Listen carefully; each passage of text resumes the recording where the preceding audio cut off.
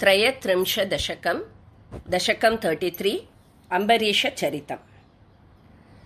वैवस्वताख्यमनुपुत्र नभागजात नाभागनामक नरेन्द्रसुतोऽम्बरीषः सप्तार्णवावृतमहीदयितोऽपि रेमे त्वत्सङ्गिषु त्वयि च मग्नमनः सदैव त्वत्प्रीतये सकलमेव वितन्वतोऽस्य भक्त्यैव देव न चिरादभृताः प्रसादम् येनास्य याचनमृतेभ्यभिरक्षणार्थम् चक्रं भवान् प्रविततार सहस्रधारम् सद्वादशी व्रतमथो भवदर्चनार्थम् वर्षं दधौ मधुविने यमुनोपकण्ठे पत्न्या समं सुमनसा महतीं वितन्वन् पूजां द्विजेषु विसृजन् पशुषष्टिकोटिम्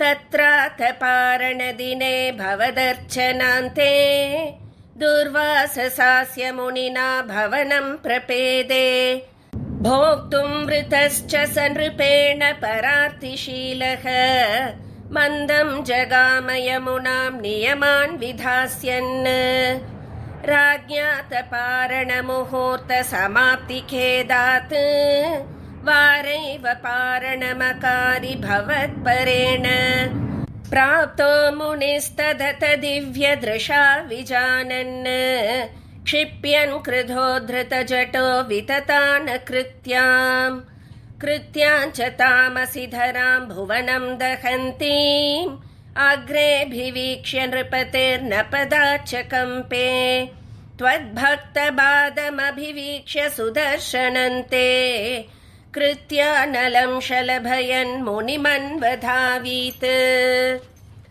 धावन्नशेषभुवनेषु भियास पश्यन् विश्वत्र चक्रमपि ते गतवान् विरिञ्चम् कः कालचक्रमतिलङ्घयतीत्यपास्तः शर्वं ययौ स च भवन्तमवन्दतैव भूयो भवन्निलयमेत्य मुनिं नमन्तम् प्रोचे भवानहमृषे ननु भक्तदासः ज्ञानं तपश्च विनयान्वितमेव मान्यम् याह्यम्बरीषपदमेव भजेति भूमन् तावत् समेत्य मुनिना स गृहीतपादः राजापसृत्य भवदस्त्रमसावनौषीत् चक्रे गते मुनिरदादखिलाशिषोऽस्मै त्वद्भक्तिमागसि कृतेऽपि कृपाञ्च शंसन्